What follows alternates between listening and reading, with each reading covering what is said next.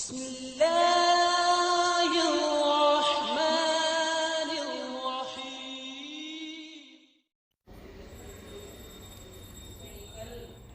ये मेरे पास सैमसंग का J2 हैंडसेट है। ये डेड कंडीशन है ये। तो आज हम देखेंगे बूट सीक्वेंस क्या होता है बोल के आपको मैं थोड़ा सा डिटेल बताने की कोशिश करूँगा कि कहता बूट सीक्वेंस होना बहुत ज़रूरी है। तो मैंने इधर पावर स्विच के ऊपर शॉर्ट किया है, जंपर किया है कि कहता boot sequence power switch trigger करने के बाद ही पता चलता है इसमें बूट सीक्वेंस कितना वोल्टेज आ रहा है बोल के। तो बूट एक एक मोबाइल के अंदर हर मोबाइल में भी बूट सीक्वेंस होता है, तो बहुत सारा बूट सीक्वेंस रहता है। तो मैं जनरली आपको एक 8-10 टेस्ट पॉइंट के ऊपर बताने की कोशिश करूँगा इस वीडियो के अंदर।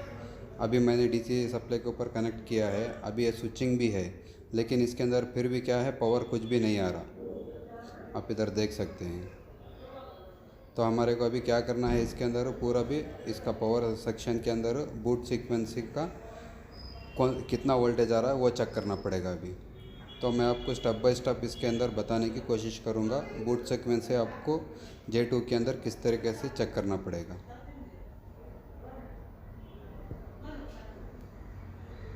तो इधर मैं आपको दिखाने की कोशिश कर रहा हूँ। एक 3 कैपेसिटर लिखा है मैंने, और इधर वोल्टेज भी लिखा है। तो ये कैपेसिटर के ऊपर इतना वोल्टेज आना चाहिए, तो इतना वोल्टेज आया तो आपका पावर ऐसी ठीक है बोल के। तो अभी हम देखेंगे इसके अंदर ये कैपेसिटर के ऊपर कितना कितना वोल्टेज आ रहा है बोल के। ठीक है, तो एक मॉडल के अंदर 16, 18, 12 ऐसा बूट सीक्वेंस बनता है। ये पूरा बूट सीक्वेंस कंप्लीट होने के बाद ही आपका हैंडसेट ऑन होता है। तो अगर इसके अंदर ये रिक्वायरमेंट भी कंप्लीट नहीं हुआ तो आपका हैंडसेट ऑन नहीं होता। तो आप इधर मल्टीमीटर पे भी देख सकते हैं, मैं इधर वोल्टेज दिखाने की आपको कोशिश करूँगा।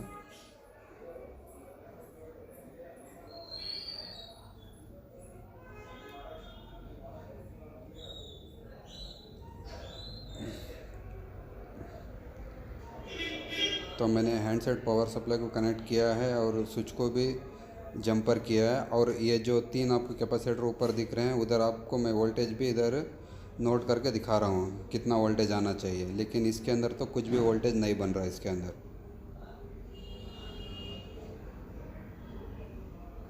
तो हर मॉडल में ऐसा बूट सीक्वेंस ही होता है। तो आपको पता होना चाहिए कौन सा मॉडल में कौन से कैपेसिटर के ऊपर बूट सीक्वेंस से कितना वोल्टेज बनता है बोल के। तो उसके बाद मैंने VCC और VCCQ के ऊपर भी चेक कर रहा हूँ, तो इधर भी कुछ भी वोल्टेज नहीं बन रहा है।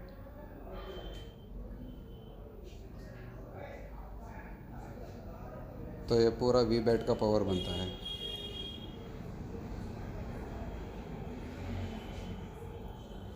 आप इधर देखेंगे पावर स्विच के ऊपर तो 3 वोल्टेज बन रहा है इधर।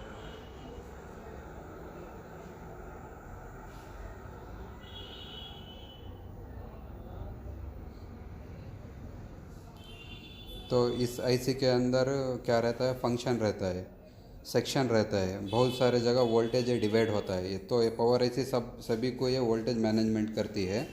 तो इसका सिर्फ पावर स्विच के ऊपर एक ही वोल्टेज बन रहा है। तो मैं इसको पहले एक बार हीट करके देखूंगा ये सक्सेस होता है या नहीं होता है बोल के। तो अगर इसके अंदर सक्सेस नहीं हुआ तो इसका मैं पावर IC चेंज करूँगा।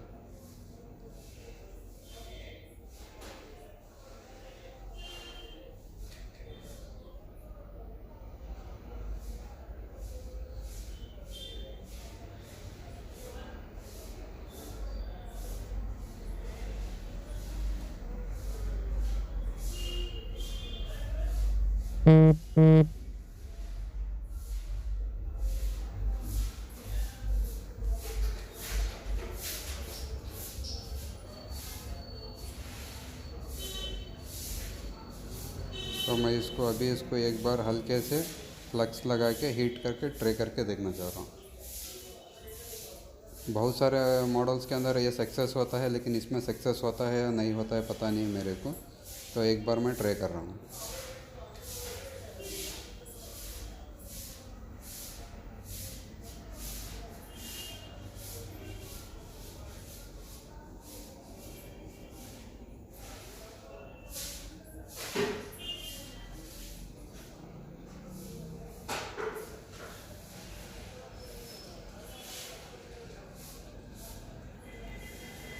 तो तो मैं इधर थोड़ा वीडियो स्किप कर रहा हूँ आपको, वो ठीक है, तो वीडियो लंबा होता है बोल कर मैं आपको दिखाना नहीं चाह रहा हूँ इसके अंदर पावर कितना ले रहा है बोल के। तो मैंने इधर चेक किया था तो इसके अंदर वोल्टेज नहीं बन रहा है इसके अंदर।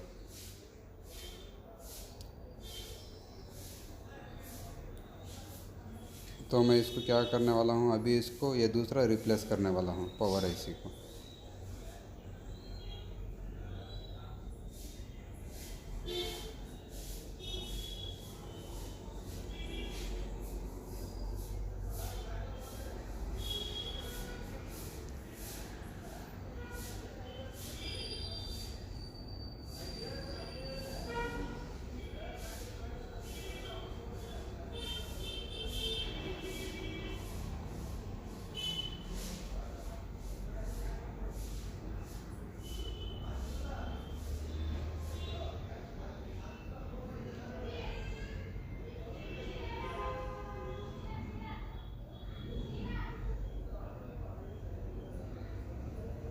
तो मैं इसके अंदर आपको जो पैडिंग क्लीनिंग करने वाला वीडियो स्किप कर रहा हूँ, ठीक है। तो आप लोगों को पता ही है आईसी माउंट करने के पहले आपको पूरा पैड क्लीन करना पड़ता है। तो ऑलरेडी मैंने इधर पैड क्लीन किया है, ये नया वाला आईसी है।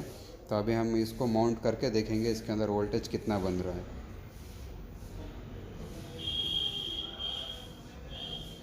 पहले तो इधर वोल्टेज नॉर्मल अब नॉर्मल था, तो वोल्टेज कुछ भी नहीं बन रहा था। अभी हम इसको पावर आईसी लगाने के बाद में फिर से एक बार चेक करके देखेंगे इसके अंदर जो मैं आपको कैपेसिटर दिखा रहा था वो कैपेसिटर के ऊपर वीसीसी और वीसीसी क्यूब के ऊपर कितना वोल्टेज बन रहा है।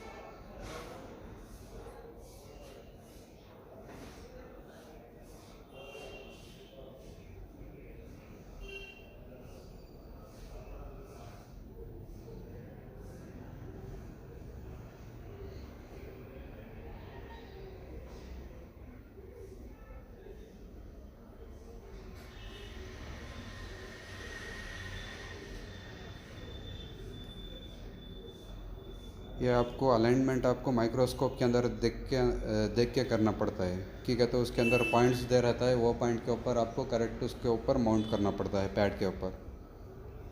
अब थोड़ा सा भी इधर उधर होगा भी तो जैसे आप हीट करेंगे तो अलाइनमेंट में हो जाता है, लेकिन आप अलाइनमेंट करते समय आपको माइक्रोस्कोप के अंदर देख के करना पड़ता है।